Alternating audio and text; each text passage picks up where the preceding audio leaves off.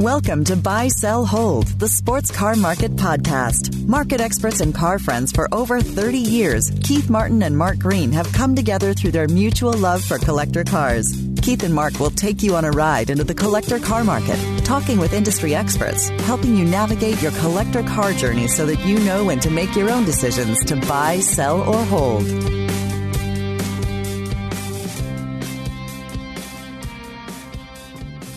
Hello, I'm Mark Green from the Cars Yeah podcast. And I'm Keith Martin from Sports Car Market Magazine. Welcome to Buy, Sell, Hold, what we like to call the essence of collecting. This is show number 10. So, Keith, we are back together again, my friend. How you doing today? I am having a great day. I got my son's breakfast made. I can see the school bus coming in the morning. So when it's 4 blocks away, I know he's got to be out the door, so he'll catch it. He was out the door. He got the school bus. And so I'm just here sitting and talking to you. Yeah, we'll have a little bit of fun today. Before we get involved with our guests, though, what I want to talk about today and ask you about, and it has to do with your blog. And for those of you listeners that don't receive Keith's blog, you can go to the Sports Car Market website and sign up. It's really a cool thing. And today he talked about an old car, whether he should take a trip with his son in an old car, because Keith does that with his kids. So, Keith, tell us a little bit about your thought process for those of us with old cars and going on these wonderful drives. Well, first of all, Mark, the world is different now than it was when I was 16. Really? So, the notion of being 16 or 18 and hopping in an old car and going for a drive is different than getting into one now. I've got this 65 Volvo with an automatic that's pretty well dialed in. I think it's reliable. I'm thinking of taking a 1,000-mile road trip over spring break with my 12-year-old son, Bradley. And I've just been musing about the fact that the car really likes to go 65 or 70, so you want to be on 2-lane roads. It's an old car, and even if it's totally dialed in, that doesn't mean that something won't fail that's 50 years old. I'm thinking of going to the Steens Mountain, to the Alvord Desert, Virginia City, all really remote areas. I'm just having thoughts about what it means to be out with my son on a back road somewhere in an old car that has a higher chance of breaking down than a new car. And if I took my little Hyundai runaround car, it would be safe, 4 airbags, quiet. It would go 80. I could have AC and Sirius radio. So I would have no stress involved with the trip. My son, in the end, I don't know if he really cares what car we're in as long as he's with me and we're together driving. So I'm really wrestling with the fact that I love old cars and the old car experience, but it's really safe to be out there alone. If I want to tour with 20 other cars, no big deal. Yeah, you got people around you. Well, let me put it this way. Obviously, things have changed since you were a youngster, and I hear a little bit of trepidation in your voice. Now, a couple of things that you've done to make the car safer. Walk through those, because one I know is putting a 3-point harness. So if something happened, you got a little more safety. Right. We have it actually in all 4 corners. It has inertia reel shoulder harnesses. Volvo was one of the first cars to have shoulder harnesses, if not the first car. So the mounting points are there in the B-pillar and in the rear. I've enhanced the suspension so it corners flatter. It's as good as it can be for what it is. Yeah, exactly. My son, when he was 8, and I posted this on your blog today on your Facebook page, actually, where you posted the question where we talked about you, or people go and follow that, you walked into a little bit of trap with your Volvo friends because they're all saying, Volvo. I know. But, I bought a car that John Wilhoit built, a Beck Spider, back when my son was 8, and we flew down to Long Beach and drove it all the way back up the coast to Gig Harbor, 1,495 miles. He put those 3-point inertia seatbelts in it for me because it only had lap belts. Of course, like that would really save us in that car. But that experience to this day is one of the most memorable that my son still talks about. And I'm so glad we did it. When we got in that car to leave, I said to John, well, I guess we have everything, a cell phone. We've got some water. We've got a couple tools, an extra spare belt, anything else we need. And these were his words, and these are the words I'll share with you. A great attitude. I think that's all you need.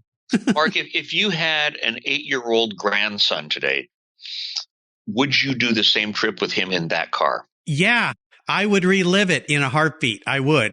I ended up selling my son's. I bought him a Bug-Eye, and I ended up selling that because I thought when he's 16, I don't want him driving an 1,800 or 1,600 pound bug-eye Sprite around in modern traffic. I understand. We had a 914 we bought for my son when he was 15, and my wife looked at me and said, "Where are the airbags?" And that car went away, and we bought a 3 Series BMW. Yeah, there's a safety factor, but you know what? The importance of an experience that you'll never have again, and you've done this with your daughter. I mean, she was a guest on my show. She talked about all the she still talks about those trips with you, with Dad, with a huge smile. Those are memory markers in people's lives that never go away, and you'll never get them again. Well, and I'm aware that with my son, he's only 12 once. You're right. So, like with my daughter now, when I took her to Retromobile 2 years ago in Paris, I don't know that I'll ever have the chance again with her work and her personal life to take her away for a week like that because she's so busy. So I think the lesson here for you listeners is the Nike quote, just do it. Because if you don't, you may never get the chance again. Would you agree? I partially agree. Okay. I think it's just do it, but I'd rather be with somebody else along with me.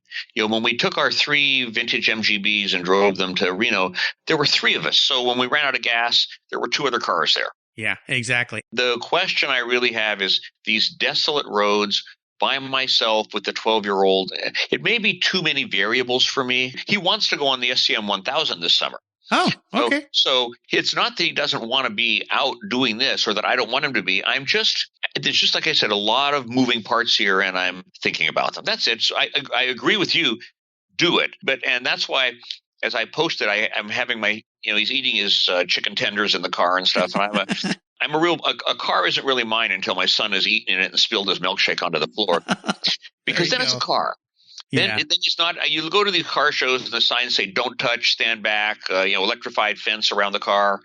How are you going to get a kid to love an old car if you scare the heck out of him every time he gets close to it? Well said. Well said. Well, I'll leave with this thought with you before we bring our guest on today that was shared with me by Tommy Kendall, the race car driver. And he said, whatever you decide to do right now is right for you. That's right. Yes, well said. All right. We'll be back in a minute. But first, a little special offer from Keith's team at Sports Car Market before we introduce our guest. We'll be right back. Mark Green here. I have subscribed to Sports Car Market magazine for decades. While I've dropped most of my other car magazine subscriptions, Sports Car Market is the one I'll never let go. It's a hold. Getting it monthly in my mailbox brings a huge smile to my face. Sports Car Market magazine is filled with great articles and market updates on collector car values. It's a virtual treasure trove of value. Even the advertisements are fun to watch. Boy, I've got a deal for you. You're going to get $10 off your print subscription simply by using the code BSH on their website. Go to sportscarmarket.com/BSH, use the code BSH, and get $10 off your print subscription of Sports Car Market magazine. That's a deal. That's code BSH at sportscarmarket.com/BSH. You can get $10 off your print subscription today. So, Mark, who's our guest today? We are talking with Bruce Trenery here on Buy, Sell, Hold. Bruce Trenery is the owner of Fantasy Junction, located in Emeryville, California, a company that he started with 2 buddies way back in 1976. And by the next year, he took over the company, and since then, he has sold over 9,000 collector vehicles, including classics, vintage race cars, and pretty much everything else. Back in the day, Bruce raced Formula Vee, Formula C, Formula B. He continued racing with SCCA and has run in vintage races all over the world for over 4 decades. He's driven in rallies and tours and everything from a Jaguar D-Type to Ferraris, Alfas, Monzas, and even Porsche Can-Am. Bruce ran the company up until 2018 when his son Spencer took over the day-to-day operations. Bruce continues to buy, sell, hold, and enjoy fine old automobiles every day. So, Bruce, welcome to Buy, Sell, Hold. How are you today? Thank you, Mark. I'm fine. Thank you. Looking forward to this. This will be fun, Bruce. Welcome to Buy, Sell, Hold. Here's my first question. If you could describe the collector car market today using just one word, what would that word be and why?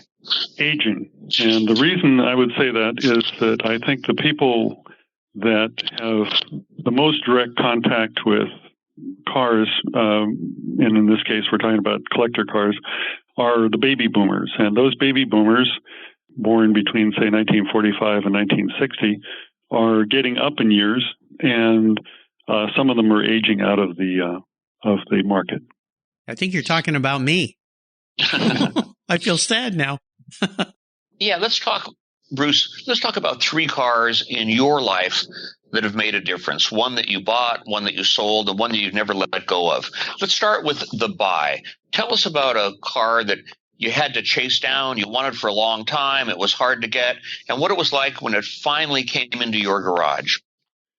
I was fixated with 300 SL Gullwings when I was a young boy. I tried to buy one that broke down near my house in Kensington, California. The fellow wanted $2,800 for it, and my mother wouldn't loan me the money. So I didn't get that one. But I ultimately got one in about 1973, 72 for $9,500. And it was a bit of a project to get, and I can go into detail on that if you'd like. Yeah, please do. Tell us about it. I was riding a dirt bike in an area where they were building new homes in Pinole, California. And so the land had been all graded, and it was great for doing jumps and chasing my friends around on motorcycles. And it started to rain, so we put the bikes back on the pickup and started to head down the hill. And there were some houses that had been completed in this project. And in the driveway directly across from this T intersection I was coming down the hill from was a Mercedes Gullwing, all brightly painted in silver, but with no windows in it, sitting in the rain. And so I went and banged on the door, and I asked the people if they had any interest in selling this car. And the lady said that her husband owned a body shop, and somebody had left it there and had it painted, but had never picked it up. So to give her my phone number, and her husband had called me that evening, which he did. I said, I'd really like to have that car. And he said, I'll tell you what, you come over and you take it away. Nothing about price or anything else. It was just take it. And he said, if the fellow comes back, I'll have him call you, but I needed the space in my building. So I took it home, and Did you get a title? No, I took it home, and it didn't run very well. And so it turned out that the head had a bunch of cracks in it between the intake and exhaust ports because it had evidently run lean at one point. So I pulled the head off. Meanwhile, I went through the car and found some old registrations. And one registration was from a fellow in Emeryville, where our shop is. And I went down and banged on his door, and he said, about a year and a half ago, some hippie showed up with a cigar box full of $100 bills, and he sold it to him for $6,000. I said, well, who was this fellow? And he says, I don't remember exactly, but I think he worked at the College of Arts and Crafts in Oakland. So I went up there. He said that the fellow's name had 2 first names, like Jim James or something, or Bill James or something. So I went up there and I said, is Bill James around? And they said, do you mean James William or whatever it was? And I said, okay. And they said, no, he's in jail. Okay. And so that was the reason he hadn't picked up the car. And it turned out he had been in jail for, I think, selling marijuana or whatever. So I managed to get a hold of him in Lompoc. Said, I'd like to buy his car. And he said, shh, I'm going to get out in a month. Give me your phone number. I'll call you. He did, and I showed him that the head was cracked and everything. He didn't seem to care very much. He said that he drove it across the Richmond Bridge flat out, and it never did run very well after that.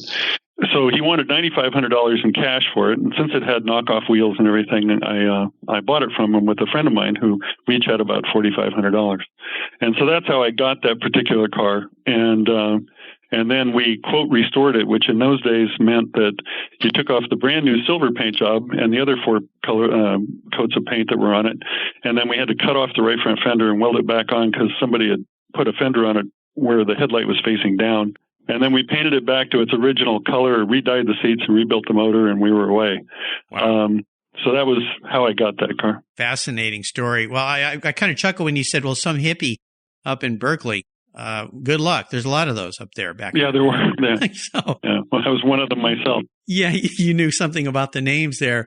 Let's talk about a significant vehicle that you've owned and sold. Now, this is a kind of silly question for someone like you because we're talking about 9,000 vehicles, but let's narrow it down to something that you found maybe personally was very special. What made you decide to sell it? What was the selling price, perhaps, if you want to share that? And looking back, are you really sorry that you let it go? I would like to go back to the Mercedes for a second, actually.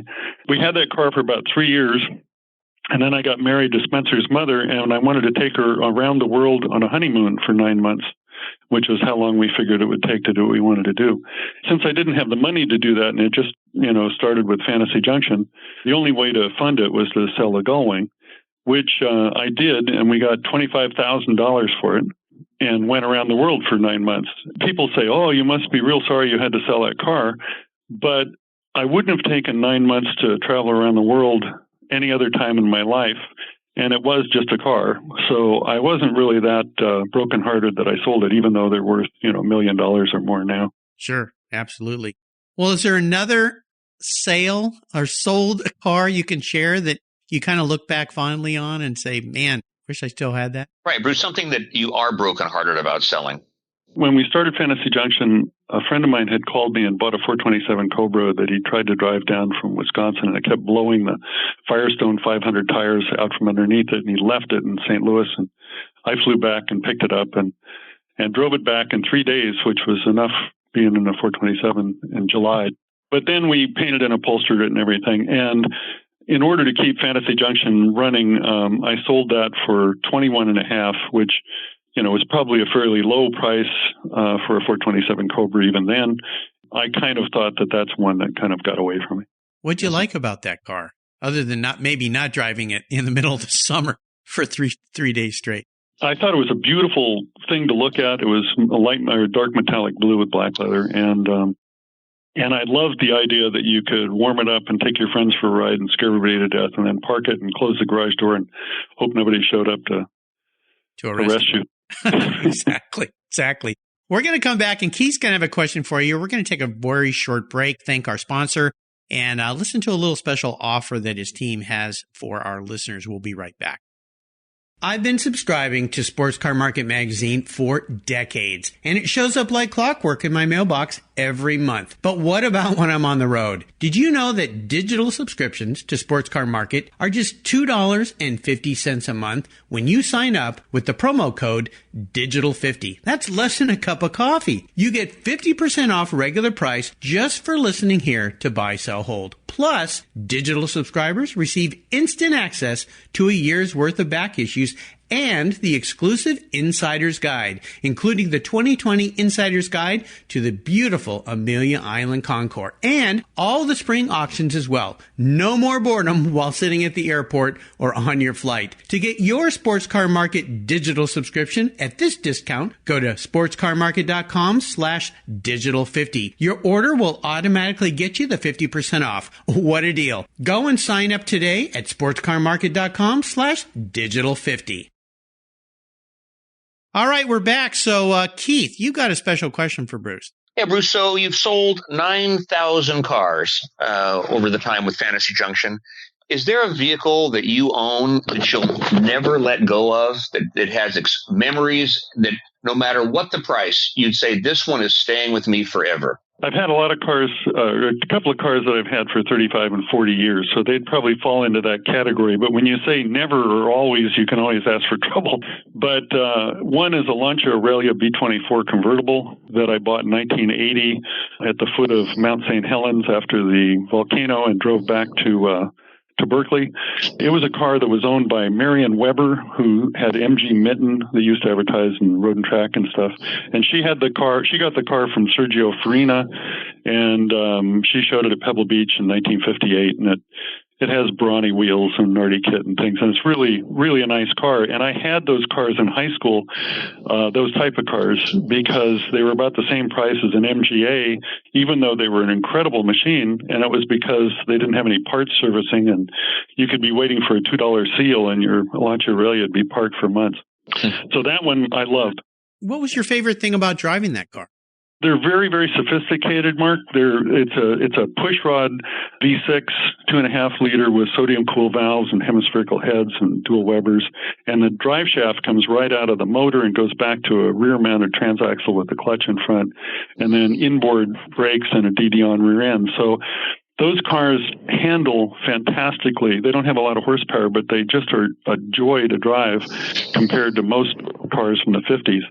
To give you an idea, a Lancia Aurelia, when they were almost new, was driven by a factory driver, I think Taruffi, who finished second in the Mille Miglia in a 2-liter car against, everything else, all 600 cars that were in the race, and including all the Ferrari team and everything else, only one Ferrari 4.1 beat them. So they're wonderful handling cars, and I think that they're very beautiful. Pininfarina did a really nice job on the design. I was just going to jump in here. I know our good friend Donald Osborne loves Lancias, right? Right, Keith? Yeah, he does. Yeah. He's a Lancia geek from way back. Yeah. Yeah. Do you still have that car? We do, yeah. I gave it to Spencer when he was a year old so that if something happened to me before he got to college, he'd have something to sell to pay for his tuition. And I'm still here, so we still have it. It's a convertible or a Spider? It's a convertible. There's a big price difference between the two. Is there a fundamental difference between the cars? I think it's the difference between, for example, a Porsche 356 Cabriolet and a Porsche Speedster. The Speedster is the essence, the prettier car. In the case of the Spider, they have a noisy first gear, and the drive shaft's not as good. They also are not as, I'm 6'2", so there's not as quite as comfortable for a larger person. The windshield frame comes right to your eyesight level. And so I had several Spiders during high school and college, and they're beautiful, but I prefer the convertible to drive. So this car belongs to Spencer now. If Spencer came to you and said, Dad, there's a house that I want to buy, and I'm going to sell this car to buy the house, how would you feel about that? It's been in the family for 40 years, so you have that feeling. And I raced it at Monterey 40 years ago. A couple of times we showed it some over the years. So I'd probably missed it a little bit. But on the other hand, he's into modern GT cars and prototypes and things. And so it's not like that car gets used enough in our family. So it wouldn't break my heart or anything. It's up to him. It's his car. Whatever he wants to do with it is his decision. So let me ask you another question, Bruce. Let's talk about a car that you might have owned that you don't own now. And let's call it the all-around collector car, one that could be used for as many things as you can imagine, one that's technically interesting, that's visually attractive, that's a good value for the money. So your all-around best collector car. I've thought about that when I saw your notes, and I would say, honestly, it's probably an Alfa Giulietta, and it could be a Sprint Coupe if you didn't want to be in the sun, or a Giulietta Spider if you wanted to be in the open. And I think that those cars, and I know you love Alfas, really deliver a lot because they're twin-overhead cam. They rev nicely. They have nice all-synchro gearboxes. They're unibody. They don't rattle like some of the British cars when you go over road tracks and stuff. They handle well. You can keep up with modern traffic. I think that they're beautiful. I think Pininfarina and Bertoni both did nice work on those cars in the 50s. So to me, those are inexpensive cars that'll get you in most of the rallies, and they're fun to drive, and you can, drive them thousands of miles if you need to get home. I'm not going to argue with Bruce. Yeah. Keith kind of likes Alfas a little bit. Yeah, and the other car, which I know Keith likes also, is a good all-round car if you're thinking of a Ferrari, which is the 308 GT4, because of the driving position and the feel of using the car. As Keith knows, I have have had a lot of Ferraris, and I think the GT4 provides as much fun as cars that cost a lot more. So that's not as eligible for some of the rallies that require a car built in the 50s, but for a lot of the more there's a lot of rallies popping up now that allow you to bring anything that's kind of interesting, and that's a really good car because it has air conditioning and you can go at fairly stout speeds with it all day, and they're comfortable, and yet they're not very expensive. Bruce, I'm not sure I'd call it air conditioning. I think I would call it slight cooling of the air in the cockpit. Having experienced that, right, Keith? Yeah, Bruce, it's interesting. The SCM 1000, we set our cutoff date at 74. And when you open up the range of classic cars from 68 to 74, you get a whole different set of cars that are much more capable and much easier to rally with. I agree. A nice 65, 66, 67 Corvette comes to mind. That's a nice, comfortable car. You could fix it in a gas station. Yeah. And, there's a lot of XKEs, it'd be fun. Yep. A lot of 911s would fall into there. A lot of 911s. 911's a wonderful car, sure. So let's talk about your business, Bruce. How has the market today affected your business, your company, and any cars that you might be interested in? So what's going on out there, and how is it affecting you? Like I say, I think that the population that's really interested in these cars is aging, and that means that the pool of buyers is shrinking while the supply of cars is growing. And so that means that a lot of these cars that have reached, peaks in 2014 have come down sometimes 25 or 30% since then. And we can all, say, oh, that's too bad that the value of the cars is going back down. But if you're out trying to buy a car and use it in some of these events, that can be used to your advantage. And I think particularly cars, if there were rallies that would be fun to use, let's say a 50s American car on, you can buy them for a fraction of what it costs to restore them. And so the value, I think, is really good there. And I think the value of these cars has become more realistic in the last 3 or 4 years than we were used to in the 14 period. I think when the market collapsed on Ferraris, for example, which goes back to what I was saying, Mark, about always and never, is that I used to tell people that Ferraris have always gone up. From 1976, 1989, they always went up. And then they dropped by about 70%, which was a surprise to me because I couldn't figure out why that happened. And it took them about 17 years to get back up to where they were in 1989. What happened, I think, was when the market dropped, the people that wanted cars were still young enough to want them in 89, 90. When it dropped in 2000 with the dot-com boom, I think, again, they were young enough to want to buy back into the market. When it dropped in 2008 with the financial crisis, I think that they were looking at it, the baby boomers, as if I don't do it now, I'm never going to do it. And so the market just shot forward because they had a lot of available money. I think that the younger crowd, it's often been said that the cars that appeal to you are the cars that you saw parked outside of your high school when you were a kid and always lusted after college.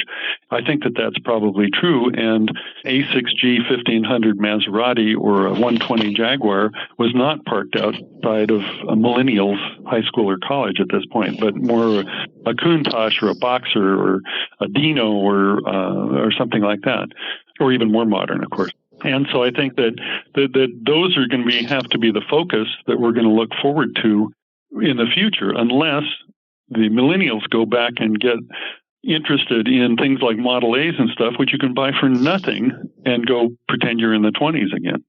Most of your cars are on consignment, so that means that the owner still owns them. They bring them to you. You agree on a selling price, and you take a commission. In today's changing market, when somebody brings you a car, how do you talk to them about what a realistic selling price is, especially if the car was worth 30% more 2 years ago? What kind of conversation do you have? It's interesting because there is some psychological name for it, but if Keith walked in here and I said, Keith, that Lusso that you bought for $100,000 is now $2 million, I'd only have to tell Keith that once, and that'd sink into his mind. He would remember that forever. He would think, I'm a genius. I've made the right decisions. Everything's wonderful. But if Keith came here in 2014 and bought the Lusso for $2 million, and I had to explain to him when he wanted to sell it now that it's worth 1.5, I'd have to tell Keith over and over that was the case before it would sink in, because people don't like to think that whatever it is negative to their finances. So you have to get over that hurdle. And I think that right now we're in a period in the market where people are still clinging on to the idea that maybe all the cars have gone down that they want to buy, but their car hasn't gone down yet. And so you have to get over that with people, and it's a natural, I think, human trait before really the market gets lively again and things start to trade.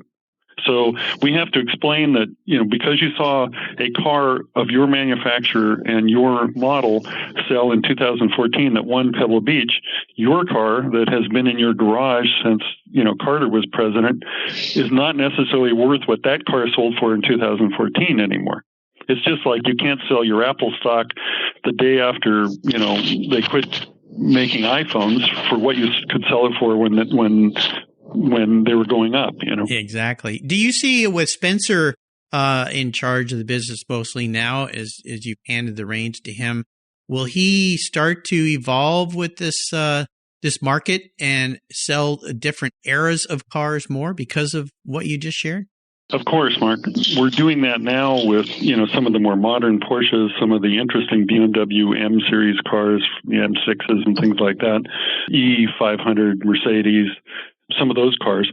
And also in vintage racing, we're seeing a movement with the younger people to events like the Daytona Classic, where you can run more modern LMPC cars, LMP1 and 2 and big GT stuff that is kind of not very expensive and very safe when it's too old to be used in pro racing. So those cars, I think, can be bought for not a lot of money. They do cost some money to run, but they're very safe as far as operational compared to somebody, buzzing around in a birdcage or something. Fascinating. Well, definitely the market trends are changing, and you're at the spear tip of those. You always have been. So we've been really, really grateful for your time today. I wondered if you could... Thank you, Mark. I've enjoyed it. Well, of course, if you could share maybe one last parting piece of wisdom or thought when it comes to people buying, holding, and selling collector cars.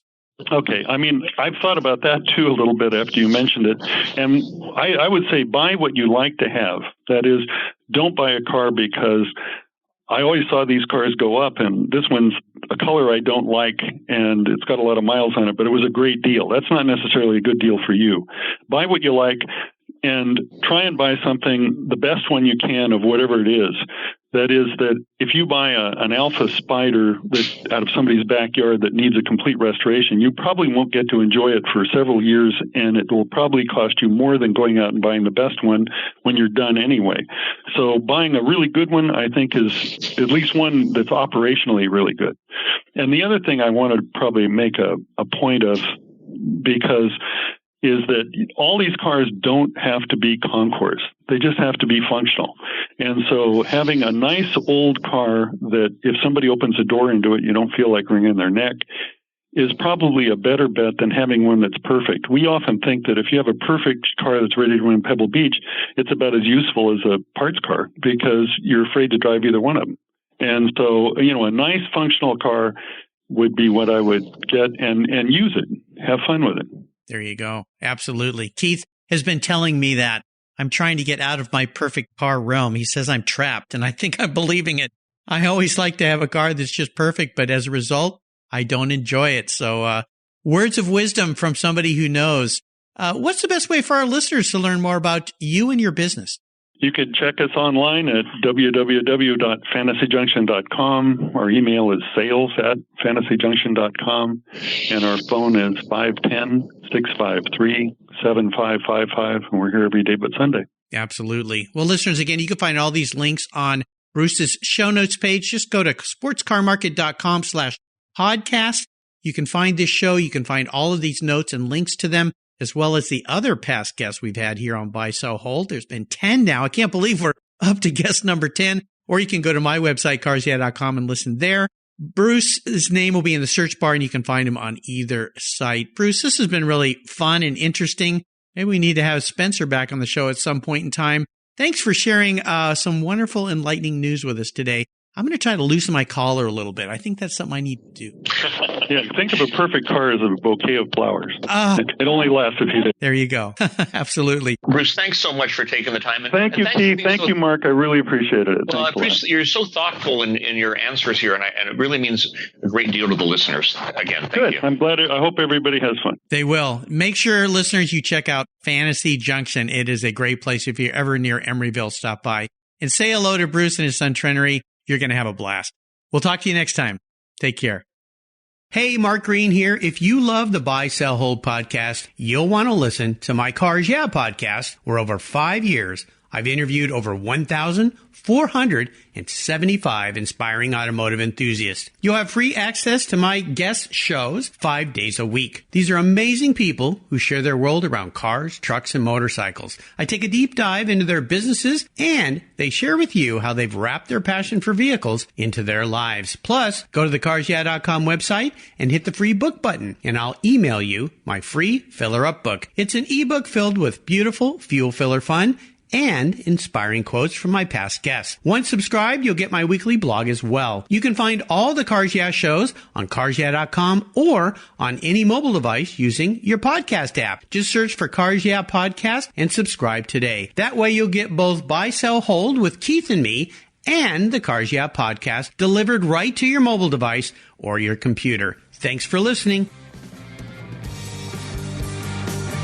We hope to have shed some light today on the collector car market. You can listen to all the Buy, Sell, Hold podcasts at sportscarmarket.com and carsyeah.com. You'll find hundreds of inspiring automotive enthusiasts on the Cars Yeah website as well. Be sure to log into sportscarmarket.com and subscribe to Keith's SCM weekly newsletter. You'll find digital issues, insider event guides, and price guides, along with our Platinum database, column profiles, classifieds, and many other resources. Join Keith and Mark next week to hear from another automotive industry leader who will help you determine when to buy, sell, or hold.